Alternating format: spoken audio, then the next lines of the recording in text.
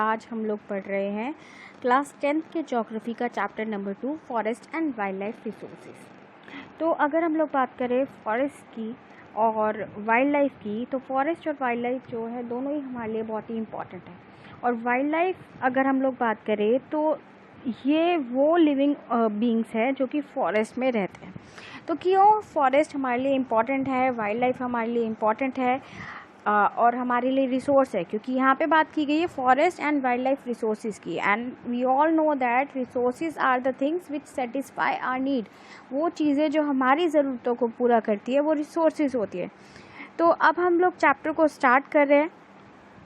अगर हम लोग बात करें, so we share this planet with millions of other living organism, जैसे कि माइक्रो ऑर्गेनिजम्स हो गए, बैक्टीरिया हो गए, लीचेंस हो गए, बैनियन ट्रीज़ होगी, एलिफेंट्स हो गए, ब्लू व्हेल्स हो गए। तो बहुत तरीके के लिविंग ऑर्गेनिजम्स के साथ, लिविंग बींग्स के साथ हम अपने इस अर्थ को शेयर कर रहे हैं। Entire habitat that we live in has immense biodiversity, यानी कि ये जो हमारा अर्थ है, जो हमारा हैबिटेट है, यानी कि हमारा होम है, यहाँ पे बहुत सारे तरीके की बायोडाइवर्सिटी पाई जाती है, यानी कि लिविंग ऑर्गेनिजम्स पाए जाते हैं, लिविंग डाइवर्सिटी पाई जाती है। So we human along with all living organism form a complex web of ecological system in which we are only a part and very much dependent on this system for our own existence. यानी कि हम जो human beings हैं, इस ये जितने हम जो ह्यूमन बींग्स हैं, यहाँ पे जितने भी लिविंग ऑर्गेनिजम्स हैं इस पूरे अर्थ पे, उनको मिला करके और हमें मिला करके एक कॉम्प्लेक्स वेब बनाते हैं। वेब मतलब एक जाल बनाते हैं इकोलॉजिकल सिस्टम का, यानी कि इकोसिस्टम का। अब ये इकोसिस्टम क्या होती है? इकोसिस्टम की अगर हम लोग बात करें, हम ह्यूमन बींग्स, एनिमल्स, प्लांट्स और साथ में जो हमारा एनवायरनमेंट है, जिसमें हमारे जो एबायोटिक और बायोटिक दोनों कंपोनेंट आ जाते हैं, जैसे कि जो सॉइल हो गई, ठीक है, माउंटेन्स हो गए, रिवर हो गए, वैलीज होगी, यानी कि जो भी हमारा फिज़िकल एनवायरनमेंट है और साथ में जो भी बायोडाइवर्सिटी यानी कि लिविंग ऑर्गेनिजम्स जो है, वो दोनों चीज़ें मिल करके हमारा इकोसिस्टम बनते हैं। तो हम लोग जो है उसका एक पार्ट है। कैसे एक पार्ट है भाई? हम सिर्फ ह्यूमन बींग्स मिल करके जो है एक पूरे के पूरे अर्थ को नहीं बना सकते। हमें जो है बायोटिक कंपोनेंट्स भी चाहिए, यानी कि और भी जो है लिविंग ऑर्गेनिजम्स चाहिए, जैसे प्लांट्स भी चाहिए, एनिमल्स भी चाहिए, इंसेक्ट्स भी चाहिए, ठीक है। वो बहुत इंपॉर्टेंट हिस्सा है हमारे इकोसिस्टम का, ठीक है। इसी के साथ साथ हमें नॉन लिविंग और थिंग्स भी चाहिए, जैसे कि स्टोन्स हो गए, सॉइल्स हो गई, वाटर हो गया। तो ये सारी चीज़ें इंपॉर्टेंट क्यों है? इसके बगैर हमारी लाइफ जो है इनकम्प्लीट है। तो एक वेब की तरह, एक जाले की तरह ये सारी चीज़ें हैं। क्यों? क्योंकि हमारी जो लाइफ है वो इन सारी चीज़ों पे डिपेंडेंट है। अब कैसे डिपेंडेंट है? जैसे कि यहाँ पे एग्जांपल दिए हुए हैं कि the plants, animals and micro organism recreate the quality of air we breathe. कि प्लांट्स, एनिमल्स और कुछ माइक्रो ऑर्गेनिजम्स जो है, जो हम सांस लेते हैं, ठीक है, जो हमें एयर मिल रही है, उसकी क्वालिटी को ठीक करते हैं।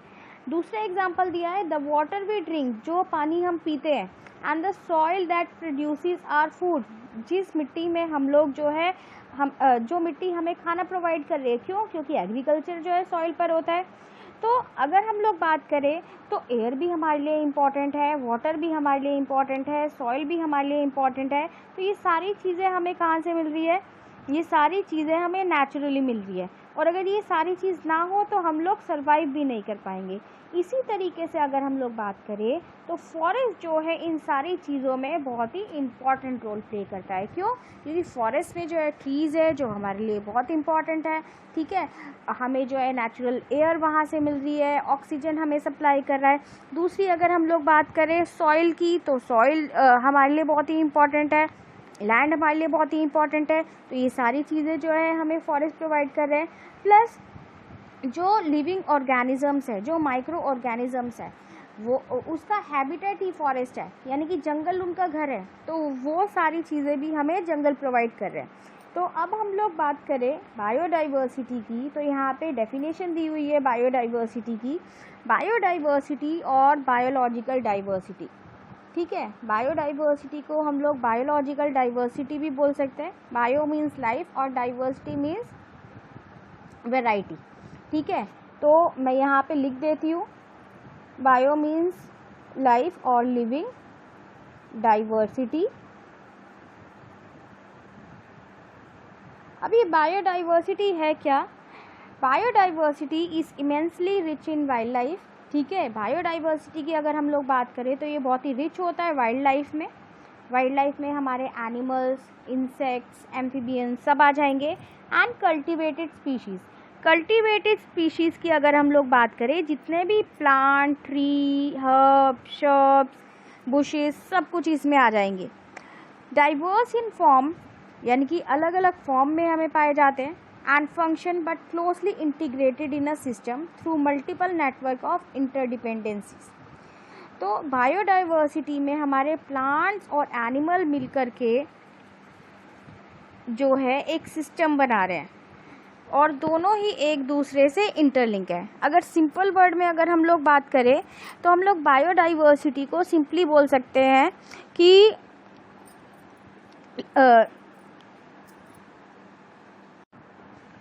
biodiversity is the living diversity which is found on the earth which include plants and animals। Simply आप ये भी बोल सकते हो। तो अब हम लोग बात करेंगे हमारे नेक्स्ट टॉपिक की, जो है फ्लोरा और फोना। फ्लोरा की अगर हम लोग बात करें, फ्लोरा डिनोट्स प्लांट स्पीशीज और फोना डिनोट्स एनिमल स्पीशीज, जो आप लोगों ने 9th क्लास में भी पढ़ा है। सो अगर हम लोग अपने आसपास देखें तो हम लोग अपने आसपास जो है बहुत तरीके के एनिमल्स और प्लांट्स देखते हैं।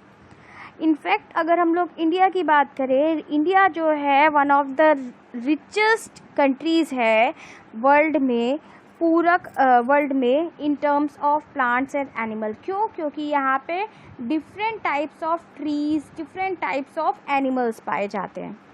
और इसी के अलावा अगर हम लोग बात करें तो यहाँ पर जो है अलग अलग तरीके के प्लांट्स और एनिमल्स पाए जाते हैं। और ये जो प्लांट्स एंड एनिमल्स है, इनमें से कुछ स्पीशीज़ तो ऐसी है जो कि सिर्फ इंडिया में ही पाई जाती है। तो इस चैप्टर में हमें जो है ये भी पढ़ना है कि क्यों फ्लोरा और फौना को हमें सेव रखना चाहिए, यानी कि प्लांट्स और एनिमल्स को हमें बचा के रखना चाहिए, यानी कि फॉरेस्ट और वाइल्ड लाइफ को हमें क्यों कंजर्व करना चाहिए। तो जैसा मैंने बताया था कि इंडिया बहुत ही रिच है वाइल्ड लाइफ में और यानी कि प्लांट और एनिमल स्पीशीज़ में, फ्लोरा और फौना में। तो कुछ एस्टिमेट सजेस्ट करता है कि 10% of the India's recorded wild life flora and 20% of its mammals are on threaten list. कि 10% जो है इंडिया की रिकॉर्डेड फ्लोरा और 20% फ्लोरा मीन्स प्लांट स्पीशीज़ और 20% जो है मैमल्स वो थ्रेटन लिस्ट में है, यानी कि वो एक्सटिंक्ट होने की लिस्ट में है। इनमें से अगर हम लोग बात करें तो many of this would now be categorise as critical. ठीक है, तो उन्हें क्रिटिकल की लिस्ट में जो है डाला जा सकता है। और कुछ जो है एक्सटिंक्शन यानी कि ख़त्म होने की कगार पर है। तो एक्सटिंक्शन स्पीशीज़ में कौन कौन से एनिमल्स जो है आ सकते हैं? चीता, pink headed duck, mountain quail, forest spotted owlet और कुछ प्लांट जैसे कि मधुका, जो कि महुआ के नाम से जाना जाता है। देन अगर दूसरी अगर यहाँ पे हम लोग एग्जांपल देखें तो हबर्डिया, हैप्टिनोरियन, ये एक स्पीशीज़ है ग्रास की, ये भी एक्सटिंक्ट होने की कगार पर है। और हम लोग इस चीज़ का अंदाज़ा भी नहीं लगा सकते हैं कि कितनी सारी स्पीशीज़ तो अभी तक जो है प्लांट्स और एनिमल्स की ख़त्म हो चुकी होगी। क्यों? क्योंकि काफ़ी सारी ऐसी स्पीशीज़ है जो अभी पाई जाती है। ठीक है, क्या पता वो पहले ना हो, और कुछ स्पीशीज़ ऐसी है जो अभी नहीं पाई जाती और वो पहले हो भी सकती है हमारे प्लैनेट पर। अब अगर हम लोग देखें तो यहाँ पे कुछ इन्फॉर्मेशन दी हुई है हमें वैनिशिंग फॉरेस्ट के बारे में। वैनिशिंग की अगर हम लोग बात करें तो वैनिश का मतलब क्या होता है, गायब होना। तो वैनिशिंग फॉरेस्ट यानी कि फॉरेस्ट का ख़त्म होना। The dimensions of deforestation in India are staggering. The forest and tree cover in the country is estimated at 807,276 square kilometre, which is 24.56% of the total geographical area। कि forest और tree cover की अगर हम लोग बात करें हमारी country में तो 807,276 स्क्वायर किलोमीटर, जो कि 24.56% है हमारे पूरे टोटल जोग्राफिकल एरिया का। इस टोटल जोग्राफिकल एरिया में अगर हम लोग बात करें तो डेंस फॉरेस्ट 12.4% है, ओपन फॉरेस्ट 9.26% है, मैंग्रोव फॉरेस्ट 0.15% है। और अगर हम लोग स्टेट फॉरेस्ट रिपोर्ट 2019 की बात करें तो डेंस फॉरेस्ट कवर जो है इंक्रीज़ हुआ है बाय 3,976 स्क्वायर किलोमीटर 2017 से। लेकिन फिर भी अगर हम लोग बात करें तो ये जो वैल्यू है बहुत ही कम है, इसीलिए हमें फॉरेस्ट को कंजर्व करना चाहिए, फॉरेस्ट मैनेजमेंट करना चाहिए, ठीक है, प्लांटेशन करनी चाहिए। और ये सारी चीज़ें जो है काफ़ी सारी एजेंसीज़ कर रही है, गवर्नमेंट भी कर रही है। जैसे कि आप लोगों ने देखा होगा वन महोत्सव डे मनाया जाता है, एनवायरनमेंट डे मनाया जाता है। तो अब हम लोग पढ़ेंगे different categories of existing plants and animals के बारे में। तो अगर हम लोग बात करें different categories of plants and animals, international union for conservation of nature and natural resource यानी कि IUCN ने कुछ कैटेगरीज बनाई है हमारे जो भी प्लांट्स और एनिमल्स अभी बचे हुए हैं। पहली कैटेगरी है इसमें नॉर्मल स्पीशीज़ की। अब नॉर्मल स्पीशीज़ क्या होती है, species whose population level are considered to be normal for their survival such as cattle, sal, pine, rodent etcetera. यानी कि वो स्पीशीज़ जिसकी पॉपुलेशन जो है नॉर्मल कंसीडर करी गई है सर्वाइवल के लिए, यानी कि वो जो स्पीशीज़ है वो किसी और कैटेगरी में नहीं जा सकती, यानी कि उसकी पॉपुलेशन पूरी की पूरी है। तो ऐसी कौन सी कैटेगरीज़ है जो बहुत सारी संख्या में पाई जाती है, जैसे कैटल्स हो गए, जैसे गोट हो गया, बफेलोज हो गई, काओ हो गए, जितने भी अगर हम इन तरीके के एनिमल्स वगैरह को देखें, और कुछ टाइप ऑफ ट्रीज़ होगी जैसे कि साल, पाइन, नीम ट्री हो गई। तो ये जो है अगर एक पर्टिकुलर एरिया से कटी भी हुई है या एक पर्टिकुलर एरिया में नहीं भी है तो दूसरे एरिया में इजीली हमें अवेलेबल हो जाती है, इसलिए ये नॉर्मल स्पीशीज़ में कंसीडर करी जाती है। सेकेंड स्पीशीज़ है हमारी एंडेंजर्ड स्पीशीज़ की। अब एंडेंजर्ड स्पीशीज़ कौन सी है, these are species which are in danger of extinction, यानी कि ये वो स्पीशीज़ है जो कि ख़त्म होने की कगार पर है। The survival of such species is difficult if the negative factor that have led to decline in their population continue to operate. यानी कि ये जो स्पीशीज़ है ख़त्म हो सकती है वो भी नेगेटिव फैक्टर से। नेगेटिव फैक्टर क्या हो सकता है, नेगेटिव फैक्टर वो फैक्टर है जिनकी वजह से ये जो स्पीशीज़ है वो ख़त्म होती जा रही है। तो ये एनिमल हंटिंग भी हो सकता है या डिफॉरेस्टेशन भी हो सकता है, कुछ भी फैक्टर हो सकता है जिसकी वजह से ये संख्या ख़त्म हो रही है इन एनिमल्स या प्लांट्स की। तो इसके कुछ एग्जांपल्स यहाँ पे दिए हैं। क्या क्या एग्जांपल है इसके, black buck, crocodile, Indian wild ass, Indian rhino, lion, tail macaque, संगाल। तो ये कुछ एनिमल्स हैं जो कि एंडेंजर्ड स्पीशीज़ में हैं। तो एंडेंजर्ड स्पीशीज़ वो स्पीशीज़ है जो कि ख़त्म होने के कगार पर है। So these are at the level of extinction और in the danger of extinction. तो ये हमारी सेकेंड कैटेगरी थी। थर्ड कैटेगरी की अगर हम लोग बात करें, third category is the vulnerable species. अब ये वल्नरेबल स्पीशीज़ क्या होती है? These are the species whose population has decline to level from where it is likely to move into the endangered categories. ये वो स्पीशीज़ है जिनकी पॉपुलेशन जो है पिछले कुछ सालों में कम हुई है और कम होके ये जो है एंडेंजर्ड स्पीशीज़ में आ गए हैं। तो ये एंडेंजर्ड स्पीशीज़ में आ गए हैं। और जैसे कि मैंने आपको नेगेटिव फैक्टर्स बताए थे, तो नेगेटिव फैक्टर्स डिफॉरेस्टेशन भी हो सकता है, एनिमल हंटिंग भी हो सकती है, पॉचिंग भी हो सकता है। तो नेगेटिव फैक्टर्स अगर कंटिन्यू रहे तो ये स्पीशीज़ जो है एंडेंजर्ड स्पीशीज़ में आ सकती है। और इसके एग्जांपल है blue ship, Asiatic elephant, Gangetic dolphin etcetera. उसके बाद हमारी नेक्स्ट स्पीशीज़ है वो है रेयर स्पीशीज़। रेयर स्पीशीज़ की अगर हम लोग बात करें तो ये वो स्पीशीज़ है जिसकी पॉपुलेशन बहुत ही कम है, यानी कि पिछले कुछ सालों में नेगेटिव फैक्टर्स की वजह से इतना असर पड़ा है कि ये जो कैटेगरी है वो एंडेंजर्ड या वल्नरेबल स्पीशीज़ की कैटेगरी में जो है मूव कर चुकी है। यानी कि या तो ये ख़त्म होने वाली है स्पीशीज़, या तो ये बहुत ही कम बचने वाली है। ये जो है रेयर स्पीशीज़ है। और रेयर स्पीशीज़ की अगर हम लोग बात करें तो इस कैटेगरी में कुछ एनिमल्स और प्लांट्स कैटेगराइज जो है तो वो हैं Himalayan brown bear, wild Asiatic buffalo, desert fox और हॉर्नबिल। हॉर्नबिल एक टाइप की बर्ड है। तो रेयर स्पीशीज़ की अगर हम लोग बात कर रहे हैं तो अगर इनकी संख्या कम होती गई, यानी कि नेगेटिव फैक्टर कंटिन्यू रहा, तो ये जो है एंडेंजर्ड स्पीशीज़ में भी जा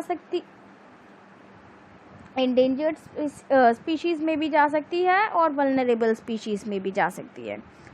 उसके बाद है हमारी नेक्स्ट कैटेगरी जो है एंडेमिक स्पीशीज़। एंडेमिक स्पीशीज़ की अगर हम लोग बात करें, these are species which are only found in some particular area, usually isolated by natural or geographical barriers। यानी कि ये वो स्पीशीज़ है जो कि एक पर्टिकुलर एरिया में फाउंड होती है।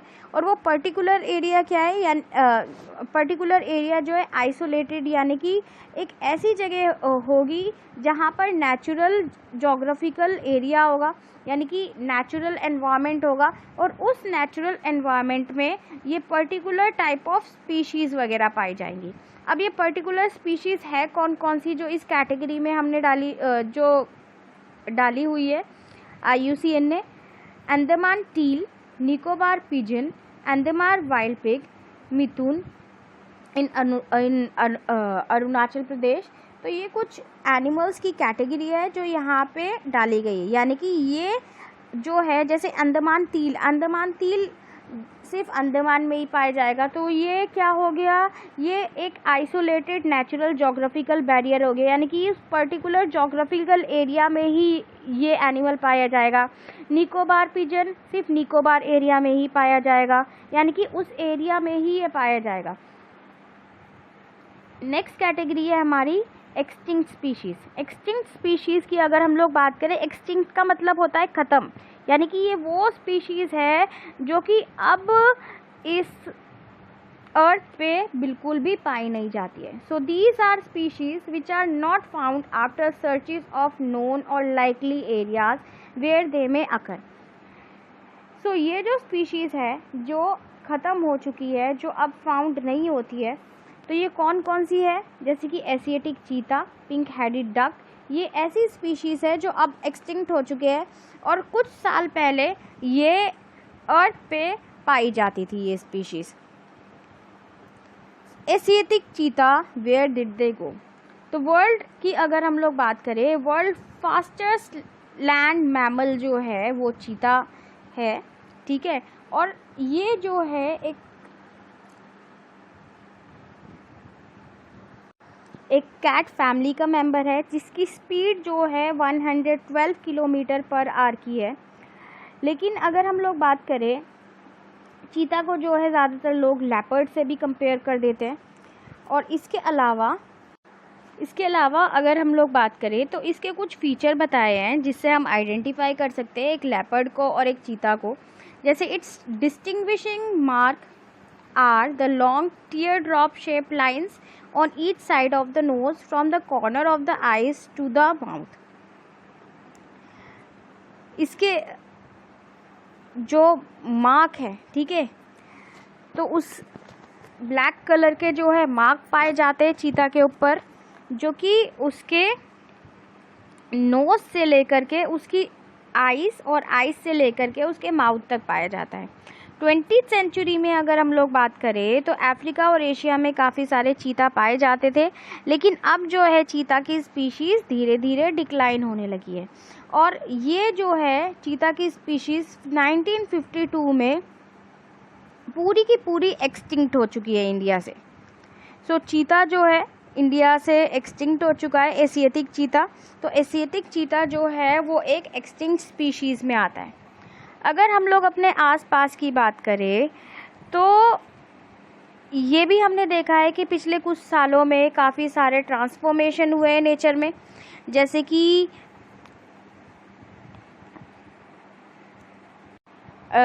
आप लोग जानते हो कि फॉरेस्ट से हमें बहुत सारी चीज़ें मिलती है। तो फॉरेस्ट से जो है काफ़ी सारी चीज़ें लेने के चक्कर में धीरे धीरे हमारे फॉरेस्ट भी डिक्लाइन हुए और उसमें रहने वाले एनिमल्स भी डिक्लाइन हुए। तो अगर हम लोग बात करते हैं रिसोर्सेज की जो हमें फॉरेस्ट से मिल रही है, डायरेक्टली अगर हम लोग बात करें, इनडायरेक्टली बात करें, तो बहुत सारी चीज़ें हमें फॉरेस्ट से मिलती है। जैसे कि फॉरेस्ट से हमें wood, bark, leaves, rubber, medicine, chai, food, fuel, fodder, manure, ये सारी चीज़ें मिल रही है। इसके अलावा अगर हम लोग बात करें तो एयर जो हम लोग ब्रीथ कर रहे हैं, वुड जो हमें मिल रही है, और बहुत सारी चीज़ें हमें फॉरेस्ट से मिल रही है। तो जब हम फॉरेस्ट से ये सारी चीज़ें ले रहे हैं, that means we are damaging the forest also. तो सबसे ज़्यादा डैमेज जो है इंडियन फॉरेस्ट को कॉलोनियल पीरियड में हुआ था। अब ये कॉलोनियल पीरियड क्या है? Colonial period is a time of British when they set up their colonies in India। ठीक है, जब ब्रिटिशर्स ने इंडिया में आकर रहना चालू किया कॉलोनीज़ में, उस टाइम को कॉलोनियल पीरियड बोला जाता है। तो कॉलोनियल पीरियड में क्या हुआ था? कॉलोनियल पीरियड में because of expansion of railways, सबसे पहले तो रेलवे इंट्रोड्यूस किया गया, देन एग्रीकल्चर। ठीक है, एग्रीकल्चर जो है सबसे ज़्यादा ब्रिटिशर्स के टाइम पे हुआ था, और स्पेशली कमर्शियल प्लांटेशन एग्रीकल्चर, वो एक पर्टिकुलर टाइप की ट्रीज़ वगैरह जो है या क्रॉप्स वगैरह ग्रो करवाते थे, और उसकी वजह से क्या हुआ, काफ़ी सारे फॉरेस्ट वगैरह जो है वो काटे गए। और साइंटिफिक फॉरेस्ट्री, माइनिंग एक्टिविटीज़, ये सारी एक्टिविटीज़ है जो कि ब्रिटिशर्स ने कॉलोनियल पीरियड में इंडिया में करवाई, और इसकी वजह से काफ़ी सारे फॉरेस्ट जो थे इंडिया से ख़त्म हो गए। इसके बाद अगर हम लोग बात करें, after the independence agricultural expansion continues to be one of the major causes of depletion. तो जैसे ही इंडिया को इंडिपेंडेंस मिली, उसके बाद जो मेजर फैक्टर रहा मतलब डिफॉरेस्टेशन का या फॉरेस्ट के वैनिश होने का, जंगल कम होने का, वो था एग्रीकल्चरल एक्सपेंशन। क्यों? क्योंकि भाई एग्रीकल्चरल लैंड को जो है बढ़ाया गया। अब एग्रीकल्चरल लैंड अगर बढ़ाएंगे तो ऑब्वियसली उसके लिए जंगल काटने पड़ेंगे। ठीक है, आसपास का जो जंगल का एरिया है उसे साफ़ करना पड़ेगा। तो उसकी वजह से क्या होगा? डिफॉरेस्टेशन होगा। अब डिफॉरेस्टेशन हुआ, एक लैंड जो है एग्रीकल्चरल लैंड में कन्वर्ट होगी, दूसरी लैंड जो है डिफॉरेस्टेड हो गई। तो ये सारे मेजर फैक्टर्स हैं डिफॉरेस्टेशन के और फॉरेस्ट डिप्लीशन के इंडिया में। 1951 से लेकर 1980 तक फॉरेस्ट सर्वे ऑफ इंडिया के हिसाब से कम 26,200 स्क्वायर किलोमीटर फॉरेस्ट एरिया जो था उसे कन्वर्ट कर दिया गया एग्रीकल्चरल लैंड में। यानी कि 1951 से 1980 में 26,000 स्क्वायर किलोमीटर के आसपास का एरिया एग्रीकल्चर लैंड में ख़त्म किया में जो है कन्वर्ट कर दिया गया। तो यानी कि इतना जो फॉरेस्ट एरिया था, इतना फॉरेस्ट एरिया ख़त्म हो गया और इतना एग्रीकल्चर लैंड जो है वो बढ़ गया। इसी के अलावा कुछ ऐसे एरियाज़ भी थे जो कि शिफ्टिंग कल्टीवेशन की वजह से जो है ख़त्म हुए। शिफ्टिंग कल्टीवेशन को स्लैश एंड बर्न एग्रीकल्चर भी बोलते हैं। स्लैश एंड बर्न एग्रीकल्चर में क्या होता है कि एक पर्टिकुलर ज़मीन पर जो है एग्रीकल्चर किया जाता है, ठीक है। इस जैसे ये लैंड है, इस लैंड पर एग्रीकल्चर किया गया। अब एग्रीकल्चर यहाँ पर किया गया, 4 साल 5 साल यहाँ पे एग्रीकल्चर किया। उसके बाद जो है यहाँ पे क्रॉप्स को काटते नहीं है, फसल को काटा नहीं जाता। फसल को जो है काट के उसके बाद यहाँ पे जो है जितनी भी बची हुई फसल होती है उसको बर्न कर दिया जाता है, उसमें आग लगा दी जाती है और इस लैंड को ऐसे ही छोड़ दिया जाता है, ठीक है, ताकि उसमें सॉइल फर्टिलिटी जो है रीगेन हो सके। तो ये प्रोसेस है स्लैश एंड बर्न एग्रीकल्चर का। नेक्स्ट फैक्टर जो रिस्पॉन्सिबल है डिफॉरेस्टेशन के लिए वो है large scale development project. Large scale development project की अगर हम लोग बात करें 1951 से लेकर के कम से कम 5000 स्क्वायर किलोमीटर फॉरेस्ट को जो है क्लियर किया गया है रिवर वैली प्रोजेक्ट्स के लिए। जैसे नर्मदा वैली प्रोजेक्ट, आप लोगों ने नाम सुना होगा, इसके बारे में पढ़ा भी होगा आगे।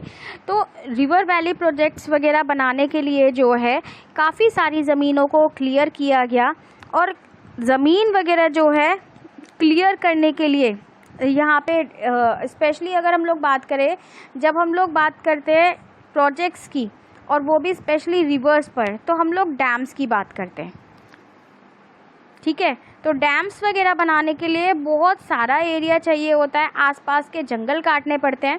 तो तो उस टाइम ये जो जंगल काटने पड़ते हैं उसकी वजह से भी काफ़ी सारे जंगल जो है उसकी